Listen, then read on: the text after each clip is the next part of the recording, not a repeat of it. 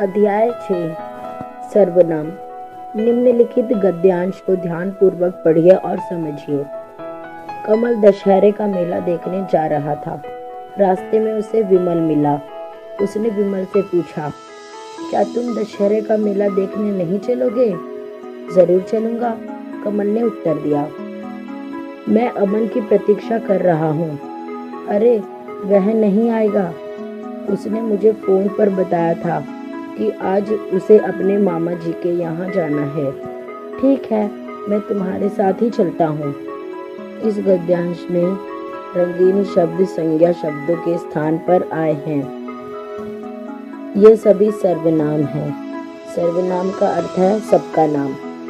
सर्वनाम शब्द वह शब्द होते हैं जिसका प्रयोग नाम के स्थान पर किया जाता है। इस प्रकार संज्ञा के स्थान पर प्रयोग किए जाने वाले शब्द को सर्वनाम कहते हैं। सर्वनाम के भेद। सर्वनाम के 6 भेद होते हैं। पहला, पुरुषवाचक सर्वनाम। दूसरा, निश्चयवाचक सर्वनाम। तीसरा, अनिश्चयवाचक सर्वनाम। चौथा, संबंधवाचक सर्वनाम। पांचवा, प्रश्नवाचक सर्वनाम। छठा, निजवाचक सर्वनाम। पुरुषवाचक सर्वनाम। वह सर्वनाम शब्द जिन्हें वक्ता अपने लिए, श्रोता के लिए तथा किसी अन्य के लिए प्रयोग करता है उसे पुरुषवाचक सर्वनाम कहते हैं। जैसे मैं, तुम, वह, हम, हमारा, तुझको, उसे, वह, उनका, मैंने आदि। मैं प्रतिदिन विद्यालय जाता हूँ, वह यहाँ अब आया था। पुरुषवाचक सर्वनाम के भेद। पुरुषवाचक सर्वनाम के 3 भेद होते हैं। पुरुषवाचक सर्वनाम। प्रथम, उत्तम पुरुष। दूसरा, मध्यम पुरुष। तीसरा, अन्य पुरुष।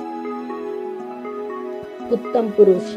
जिन सर्वनाम शब्दों का प्रयोग वक्ता अपने लिए करता है उन्हें उत्तम पुरुषवाचक सर्वनाम कहते हैं। जैसे मैं, मुझे, हम, हमारा, हमने, हमें, मेरा, मेरी, मुझसे आदि। मध्यम पुरुष। जिस सर्वनाम शब्दों का प्रयोग वक्ता के माध्यम से श्रोता के लिए होता है उसे मध्यम पुरुष कहते हैं। जैसे तुम, तुम्हारा, तुम्हें, आप, आपका, तेरा आदि। अन्य पुरुष।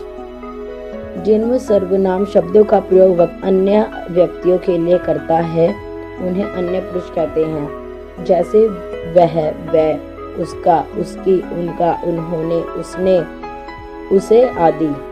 ध्यान रखिए,